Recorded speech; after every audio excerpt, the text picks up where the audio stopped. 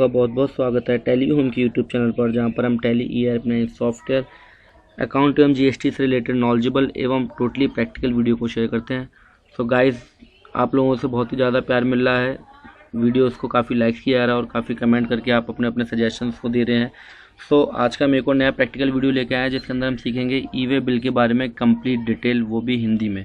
तो इससे पिछला हमारा वीडियो था कंप्लीट GST की डिटेल हिंदी में। फिर हमने एक वीडियो बनाया जिसके अंदर हमने ये एडजस्टमेंट एंट्री से रिलेटेड मैटर्स को, इश्यूज़ को सॉल्व किया। तो गाइस, आज की इस वीडियो के अंदर हम सीखेंगे ई-वे बिल। तो वीडियो को शुरुआत करते हैं और देखते हैं कि आज की वीडियो में क्या क्या नया है हमारे पास सीखने के लिए।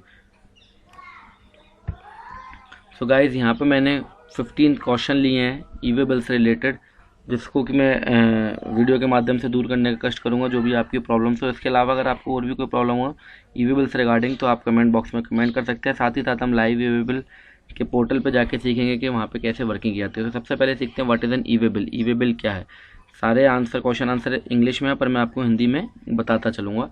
What is an e-way bill? E-way bill क्या है? तो भैया, ई-वे बिल गवर्नमेंट द्वारा लगाया गया एक ज़रूरी दस्तावेज है, जो कि 50,000 रुपये से ज़्यादा की कीमत पर साथ में कैरी करना जरूरी है, तथा यह ई-वे बिल की वेबसाइट से बनाया जाता है। तो यह ई-वे बिल है। ई-वे बिल क्या है? 50,000 से ऊपर के माल को जब भी हम मूवमेंट करेंगे, यहाँ पे मूवमेंट का मतलब है सेल नहीं, खाली सेल करने पे ई-वे बिल नहीं बनाया जाएगा। मूवमेंट करने पे अगर हम अपने एक गोडाउन से दूसरे गोडाउन में भी ले रहे हैं तो भी उसको मूवमेंट कहेंगे। जब हम गुड्स को कैरी करके कहीं पे ले जाते हैं, तो जब भी गुड्स का मूवमेंट होगा, सेल यहाँ पे वर्ड नहीं यूज है, यहाँ पे मूवमेंट वर्ड है, तो मूवमेंट में सेल भी आती है, परचेज भी आती है, आप स्टॉक को ट्रांसफ़र कर रहे हैं वो भी है, कहीं एग्जीबिशन के लिए ला रहे हैं वो भी है, अगर आप कंज्यूमर है घर के लिए खरीद के ला रहे हैं तो वो भी है। तो सभी तरीके के माल, 50,000 से ज़्यादा के माल के मूवमेंट पर ई-वे बिल लगेगा। ई-वे बिल की वेबसाइट से जाके ऑनलाइन बनाया जाता है और यह फ्री ऑफ कॉस्ट होता है।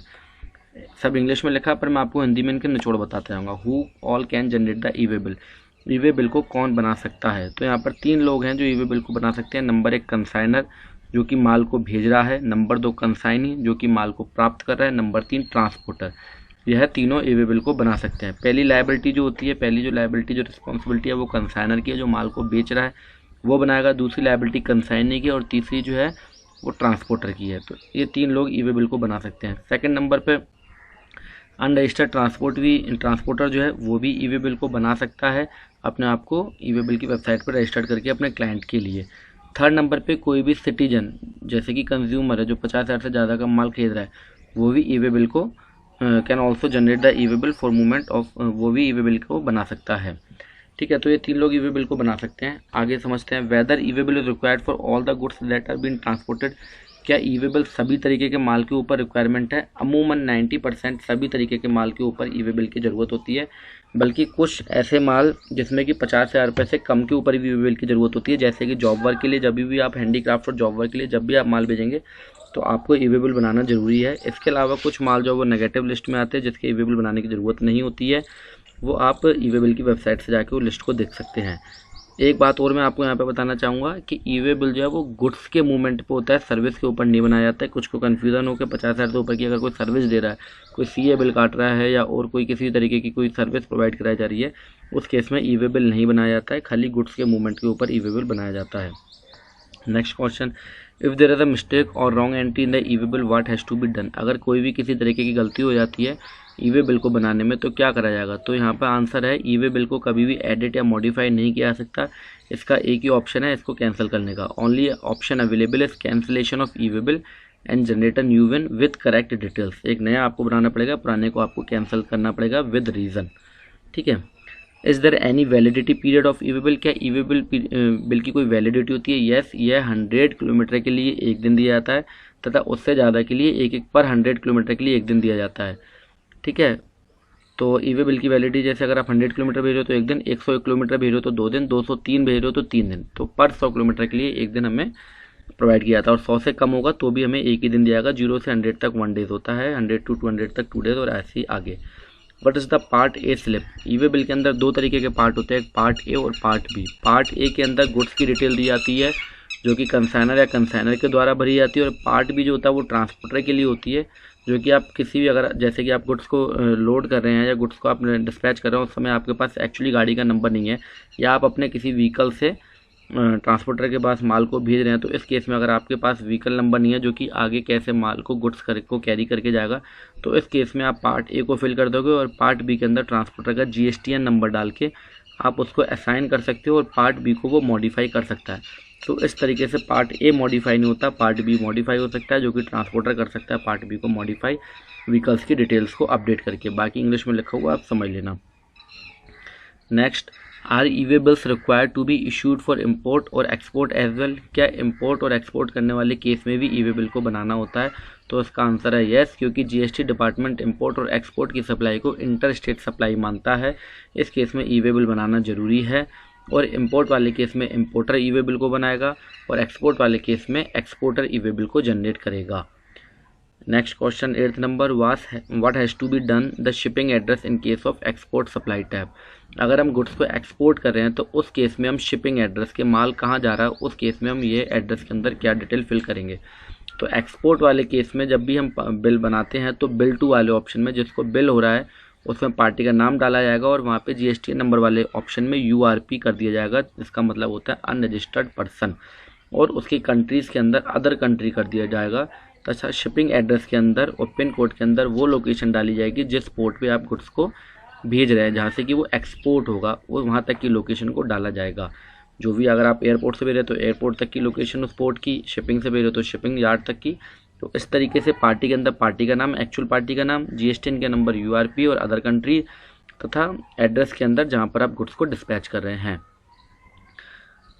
What has to be the dispatching address in case of import supply? Import वाले केस में क्या होगा? तो सेम चीज़ है, इम्पोर्ट वाले केस में बिल फ्रॉम के अंदर जहाँ से माल आया है वो डाल दिया जाएगा, तथा URP कर दिया जाएगा GST नंबर वाली जगह पे, तथा स्टेट के अंदर अदर कंट्री कर दिया जाएगा, और डिस्पैचिंग एड्रेस के अंदर जहाँ से पोर्ट से आप माल को कैरी कर रहे हो, जहाँ से आप उठा रहे हो, इम्पोर्ट वाले केस में जहाँ पे माल पड़ा है वहाँ से आप जहाँ से माल को लेके आ रहे हो वो एड्रेस वहाँ पे फिल किया जाएगा।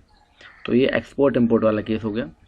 Next, who can extend the validity of the e-way bill? E-way bill की वैलिडिटी को कौन एक्सटेंड कर सकता है? तो भैया ट्रांसपोर्टर एक्सटेंड कर सकता है ई-वे बिल की वैलिडिटी को। कब? Before 8 hours on and after 8 hour of expiry of the validity period. Validity period के एक्सपायर होने से 8 घंटे पहले तथा वैलिडिटी पीरियड के एक्सपायर होने के 8 घंटे बाद तक ट्रांसपोर्टर ई-वे बिल को एक्सटेंड कर सकता है। Whether e-way bill is required if goods are being purchased and moved by the consumer to his destination himself? अगर किसी ग्राहक द्वारा, मतलब कंज्यूमर जो कि व्यापारी नहीं है, उसके द्वारा अगर 50,000 से ज़्यादा का माल खरीदा जा रहा है तो क्या ई-वे बिल बनाया जाएगा? बिल्कुल बनाया जाएगा। उस केस में कंसाइनर जो कि माल को बेच रहा है वो ई-वे बिल को बनाएगा, चाहे वो आप कंज्यूम करने के लिए गुड्स को खरीद रहे हो। Can anyone verify the authenticity of और the correctness of e-way bill? क्या ई-वे बिल को वेरीफाई किया जा सकता है इसकी वास्तविकता का? तो हाँ, इसका आंसर भी यस है। ये आप ई-वे बिल की वेबसाइट से जाकर QR कोड से डेट में जाकर या जनरेटर ID या ई-वे बिल के बिहाफ पे आप उसको वहाँ पर वेरीफाई कर सकते हैं। Next question, my goods are in warehouse and the e-way bill validity is expiring, can I extend the e-way bill? मेरा माल वेयर हाउस में पड़ा हुआ है और उसकी वैलिडिटी जो है वो एक्सपायर हो गया, तो क्या मैं इस केस में वैलिडिटी को बढ़ा सकता हूँ? Yes, you can extend the validity option before 8 hours और after 8 hours from the validity date. आप जो है एक्सपायर होने से 8 घंटे पहले और 8 घंटे बाद में ई-वे बिल को मॉडिफाई कर सकते हैं, डेट को एक्सटेंड कर सकते हैं। Select the e-way bill extension option, e-way bill extension का एक ऑप्शन होता है, वहाँ पर जाकर आप उसको कंसाइनमेंट इज इन ट्रांजिट करके वहाँ पर आप उसको एक्सटेंड कर सकते हैं वैलिडिटी को। Next, my vehicle has experience a break down and the validity of the e-way bill is getting expired, what should I do? मेरा व्हीकल जो है माल लेके जा रहा था वो ख़राब हो गया और ई-वे बिल जो है वो एक्सपायर हो चुका है, तो इस केस में मैं क्या कर सकता हूँ?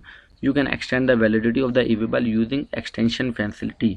आप ई-वे बिल को एक्सटेंड कर सकते हैं, किसका प्रयोग करके? एक्सटेंशन फैसिलिटी का प्रयोग करके। And selecting the in movement, जब आप एक्सटेंशन फैसिलिटी में जाओगे तो वहाँ पे एक इन मूवमेंट का ऑप्शन आता है, वहाँ पर आप डाल सकते हो, तथा आप नई गाड़ी के नंबर को अपडेट कर सकते हो, और जहाँ पर आपकी गाड़ी ख़राब हुई है वहाँ का पिन कोड डालकर, और जहाँ पर आपका माल जा रहा है वहाँ तक का पिन कोड डालकर आप अपनी वैलिडिटी पीरियड को एक्सटेंड कर सकते हो। सो अब हमारा लास्ट क्वेश्चन है, what are the format of vehicle number entry? जब भी हम ई-वे बिल बनाते हैं तो वहाँ पर एक फॉर्मेट होता है, उसी के हिसाब से अगर आप व्हीकल नंबर को डालोगे तभी वो ई-वे बिल को जनरेट करेगा, नहीं तो नहीं करेगा। तो ये फॉर्मेट क्या है?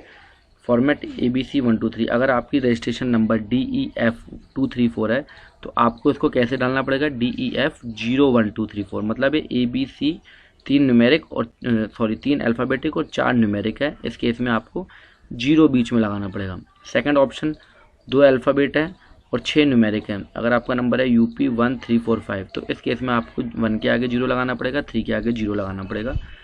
अगर आपका ऐसा है दो अल्फ़ाबेटिक है, 3 न्यूमेरिक है, फिर एक अल्फ़ाबेटिक और 4 न्यूमेरिक है, तो इस केस में देखिए UP 156P 3459 है, तो आपको उसको विदाउट स्पेस साथ में करके लगाना होगा। इसमें स्पेस नहीं देना होता, व्हीकल नंबर डालते समय आपको ईवी बिल में स्पेस नहीं देना होता। आगे जो है 2 अल्फ़ाबेट है, 2 न्यूमेरिक, 1 अल्फ़ाबेट, 4 न्यूमेरिक, तो इस केस में अगर इस तरीके से है तो आपको 5 के आगे 0 लगा देना है और 2 के आगे डबल 0 लगा देना है, तो ये फॉर्मेट उसका बनेगा। तो जिस तरीके से जिस तरीके के स्टेट में जैसा फॉर्मेट चल रहा है व्हीकल्स का, क्योंकि फॉर्मेट चेंज होते रहते हैं, जब नए व्हीकल आते हैं तो उनकी नई सीरीज होती है, पुरानी की पुरानी, तो आप इसके अकॉर्डिंगली जहाँ पे 0 लगाना है वहाँ 0 लगा के और विदाउट स्पेस के साथ आप इसको फिल कर सकते हैं। बाकी और भी डिटेल है, जैसे अगर डिफेंस का व्हीकल है तो अगर वो DF से स्टार्ट होता है तो इस तरीके से फिल कराया जाएगा। अगर आपका टेम्प्रेरी नंबर है, आपके पास एक्चुअली आपका व्हीकल अभी नया और टेम्प्रेरी रजिस्ट्रेशन नंबर है, तो TR करके आपको इस तरीके से डिटेल को फिल करनी होगी। भूटान का व्हीकल है और नेपाल का व्हीकल है तो इस तरीके से डिटेल आपको फिल करनी होगी। तो गाइज ये 15 क्वेश्चन थे जो कि बहुत ज़्यादा मेरे को लगे आवश्यक है, वो मैंने आपके साथ शेयर करे। अब हम ई वे बिल पोर्टल के ऊपर चलते हैं और वहाँ पर जाके समझते हैं कि एक्चुअली ई वे बिल को कैसे बनाया जाता है। तो ये ई वे बिल के पोर्टल है। यहाँ पर अगर आपके पास रजिस्टर्ड डीलर हो तो आप GST में जाकर रजिस्टर्ड अपने आप ई वे बिल पे जाकर आप अपने आप को रजिस्टर्ड कर सकते हो। रजिस्ट्रेशन का प्रोसेस कोई बहुत ज़्यादा टफ नहीं है, तो वो तो आप कर ही लेंगे। नहीं भी कर पाएँ तो आप बता देना, उसके ऊपर भी एक हम वीडियो बना देंगे। तो अब हम सीखते हैं कि ई वे बिल को कैसे बनाया जाता है और यहाँ पर हम डिटेल को फिल कर लेंगे, देन हम ई वे बिल को बनाएंगे। तो ये डैशबोर्ड है ई वे बिल का। सबसे पहले हमें जाके ई वे बिल वाले ऑप्शन में आके जनरेट न्यू, अगर हमें नया बनाना है तो जनरेट न्यू करेंगे। पार्ट बी को अपडेट करना है तो पार्ट बी, बल्क भी बना सकते हैं, हम एक साथ बहुत सारे ई वे बिल बना सकते हैं। अपडेट व्हीकल बल्क, अगर आपने बल्क ई वे बिल जनरेट किया तो आप उसमें व्हीकल डिटेल्स को कैसे अपडेट कर सकते हैं। एक्सटेंशन वैलिडिटी है यहाँ पर, तो ये सारी चीज़ें प्रिंट कैसे निकालना है वो सब चीज़ें हैं, एक एक करके बताएंगे तो काफ़ी लंबा हो जाएगा। आज की वीडियो में ई वे बिल कैसे बनाया जाता है इसको फोकस करते हैं, और इसके अलावा अगर आपकी कोई क्वेरी हो तो आप कमेंट बॉक्स में कर देना, उसके रिगार्डिंग में एक नया वीडियो लेके आ जाएंगे। तो जनरेट न्यू में आएंगे, ई वे बिल में आने के जनरेट न्यू, जो मेन मुद्दे की बात है, इन चीज़ों को हम समझते हैं, प्रैक्टिकल वाली चीज़ों को। सबसे पहले एक चीज़ समझ लेना, indicates mandatory for E way bill and indicates mandatory field for GST 1। जहाँ जहाँ पर लाल निशान लगे हैं वो ई वे बिल बनाने के लिए ज़रूरी है। आपको अगर ई वे बिल बनाना है तो जहाँ जहाँ पर लाल निशान लगे हुए हैं वो आपको फिल करना जरूरी है, तभी आपका ई वे बिल जनरेट होगा। और ग्रीन वाले जो ऑप्शन है वो डिटेल GST 1 में जाती है, मतलब ई वे बिल जो भी आप बनाते हैं वो डिटेल जो है GST 1 GST वेबसाइट के साथ भी शेयर की जाती है। तो supply outward inward, outward supplies का मतलब आपको पता है, अगर आप GST वाली मेरी वीडियोस देख सकें जहाँ पर हम माल को आउट करते हैं, और इनवर्ड का मतलब जो वहाँ पे माल को इन करते हैं, मतलब परचेज करते हैं, या हमारी फैक्ट्रीज में या हमारे प्रीमाइसेस, बिजनेस प्रीमाइसेस के अंदर इन होता है। आउटवर्ड वाले केस में हमें कब कब ई वे बिल बनाना होता है, जब हम सप्लाई का मतलब होता है सेल, GST में सप्लाई का मतलब है सेल। अगर हम एक्सपोर्ट कर रहे हैं तो एक्सपोर्ट, जॉब वर्क के लिए माल भेज रहे हैं, SKD CKD का मतलब होता है जब हमारे पास बहुत बड़ी मशीन होती है और जो टुकड़ों में जाती है, मतलब इनवॉइस एक ही बनता है पर मल्टीपल व्हीकल्स के अंदर जाती है, तो हम इस वाले ऑप्शन का प्रयोग करेंगे।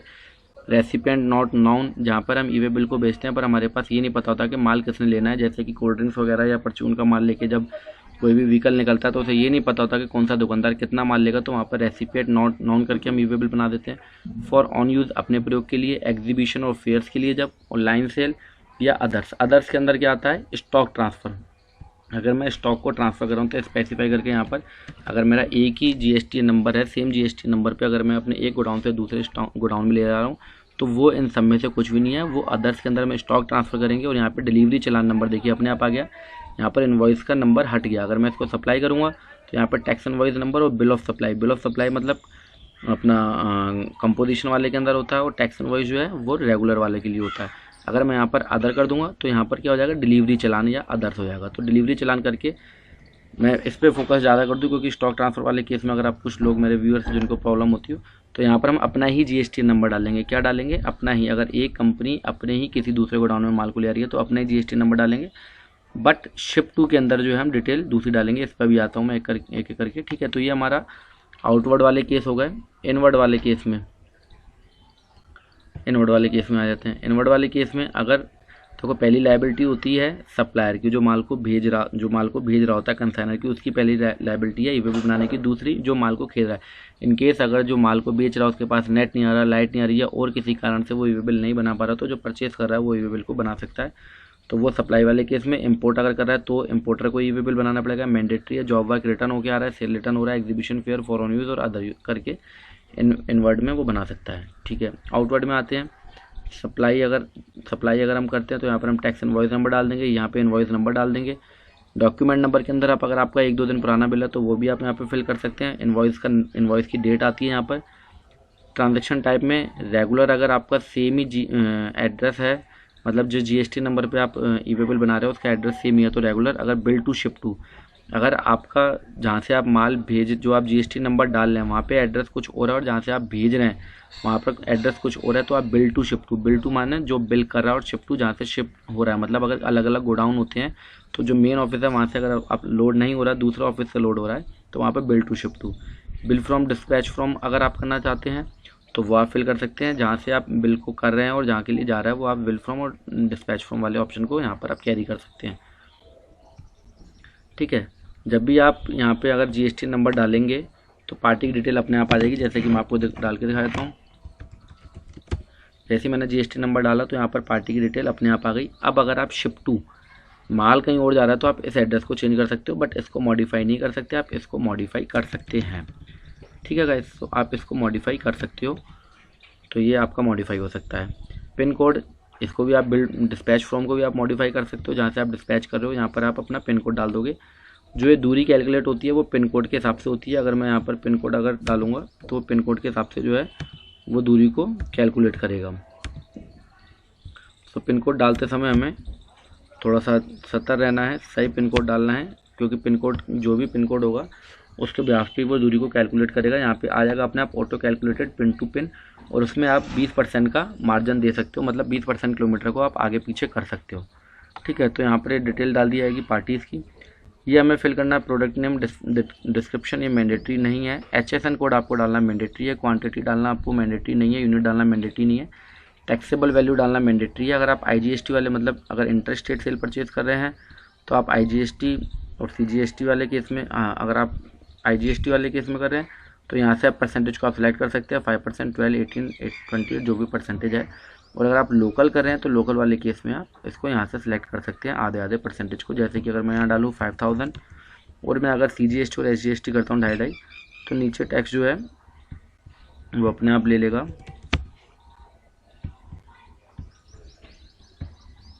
तो देखिए यहाँ पर CGST और SGST की अमाउंट अपने आप आ गई। और यही अगर मैं इंटर स्टेट कर रहा हूँ, मतलब एक स्टेट से बाहर अगर माल भेज रहा हूँ तो पहले मेरे को यहाँ पे GST नंबर चेंज करना पड़ेगा। देखिए जैसे हमने यहाँ GST नंबर डालते हैं, सेम स्टेट का GST नंबर है, इसलिए ये IGST वाला कॉलम हाईलाइट नहीं हो रहा। मेरे पे बाहर का GST नंबर कोई है नहीं तो वो मैं फिल नहीं कर सकता। अदरवाइज जैसे ही आप यहाँ पे बाहर का GST नंबर, अगर आप इसको डिलीट करना है तो आप इसको डिलीट कैसे करेंगे, ये क्रॉस वाले बटन पर क्रॉस करके click on X to clear consigning detail, यहाँ पर आप कर देंगे तो ये क्लियर हो जाएगा। ठीक है, और ये कह रहा है कि इसको क्लियर करने से पहले हमें ये वाली डिटेल्स को सारी को हटाना पड़ेगा। तो ये कुछ वर्किंग है जो कि आप वहाँ पर कर सकते हैं। जैसे ही हमने देखिए ये डिटेल हटाई, इसके बाद मैं क्रॉस करता हूँ तो मेरा ये यहाँ से हट गया है। तो जैसे ही हम यहाँ पे जो भी डिटेल को फिल करते हैं उस डिटेल के बिहाफ पे ये यहाँ पर अपने आप ले लेता है कि वो लोकल की सेल परचेज है या बाहर की सेल परचेज है, वो परसेंटेज हम यहाँ पर सेलेक्ट कर सकते हैं। तो ये सारा हिस्सा हो गया पार्ट B, और इस हिस्से को हम कहते हैं ऊपर वाला हिस्सा हो गया पार्ट A, और ये हिस्सा जो हमारा ट्रांसपोर्टेशन डिटेल वाला है वो पार्ट B हो गया। अगर आप अपना व्हीकल नंबर नहीं फिल करें और आप किसी ट्रांसपोर्टर को अगर असाइन करें तो आप ट्रांसपोर्टर का GST नंबर डाल सकते हैं। जैसे आप ट्रांसपोर्टर का GST नंबर फिल करेंगे तो यहाँ पर ट्रांसपोर्टर का नाम अपने आप ऑटोमेटिकली आ जाएगा और आप इसको सबमिट करके ईवेबल को जनरेट कर सकते हैं। और अगर आपके पास व्हीकल नंबर है तो आप यहाँ पर व्हीकल नंबर जो भी फॉर्मेट है, देखिए यहाँ पर फॉर्मेट अपने आप आ गया, और फॉर्मेट मैं आपको ऑलरेडी वहाँ बता भी चुका हूँ। तो फॉर्मेट यहाँ पे आप जैसे फिल करेंगे तो यहाँ पर वो ईवेबल जो है कंप्लीट हो जाएगा। अगर आप यहाँ पे व्हीकल नंबर डालते हैं तो आपका ईवेबल वैलिडेट होता है मूवमेंट करने के लिए, मतलब वो ईवेबल जो है वो आपका एक्चुअली वैलिड होता है गुड्स को मूवमेंट करने के लिए। अगर आप ट्रांसपोर्टर की ID डालते हैं तो वो आपका ईवेबल वैलिड नहीं होता मूवमेंट के लिए जब तक कि ट्रांसपोर्टर उसके अंदर पार्ट B को फिल नहीं कर देता है। तो ये कुछ ध्यान रखने वाली बातें हैं। आशा करते हैं यहाँ तक सारी कहानी आपको समझ में आई होगी। इसके अलावा थोड़ी बहुत और एक आध पॉइंट और मैं आपको बता देता हूँ, बाकी आप सीख लेना, थोड़ा बहुत दिमाग और लगाना है यहाँ पे। तो यहाँ पर हम सारे ऑप्शन है, इस ऑप्शन का आप प्रयोग कर सकते हो। जैसे प्रिंट ई वे बिल आपको निकालना है, बाकी डैशबोर्ड पे ये बता देता है e way bill generated by me, मेरे द्वारा कितने ई वे बिल बनाए गए हैं, e way bill cancelled by me, e way bill rejected by me, या e way bill generated by other party on my GST number. Other party द्वारा जो ई way bill generate करे गए हैं तो वो सारी डिटेल हम यहाँ पर ले सकते हैं। पार्ट बी को आप अपडेट कर सकते हो यहाँ पर, ठीक है। अगर आपको रिपोर्ट देखनी है कि भैया दूसरे लोगों ने ई वे बिल जो मेरे बिहाफ पे कितने बनाए, क्योंकि अगर आप परचेज कर रहे हो तो सेल वाला जो कंसाइनर है वो ई वे बिल बनाएगा, वो जहाँ पर आप फिल कर सकते हैं। अगर हमारे बिहाफ पे किसी और ने ई वे बिल जनरेट किया है तो वो आप other e way bill generated by other या रिजेक्टेड बाय अदर या assign to me for transporter, वो सारी डिटेल्स आप यहाँ पर देख सकते हैं। इसके अलावा अगर आपको किसी भी तरीके की हेल्प चाहिए ई वे बिल बनाने के ऊपर तो उसके ऊपर हम एक वीडियो आपके लिए और लेके आ जाएंगे। बाकी आज की वीडियो में इतना ही। तो वीडियो देखने के लिए आप सभी लोगों का बहुत बहुत धन्यवाद। And guys, be safe, stay home and pray करो भगवान से कि कोरोना वायरस जल्दी से जल्दी दूर चला है। बाकी वीडियो देखने के लिए आप सभी लोगों का बहुत बहुत धन्यवाद। Thank you very much. Thank you.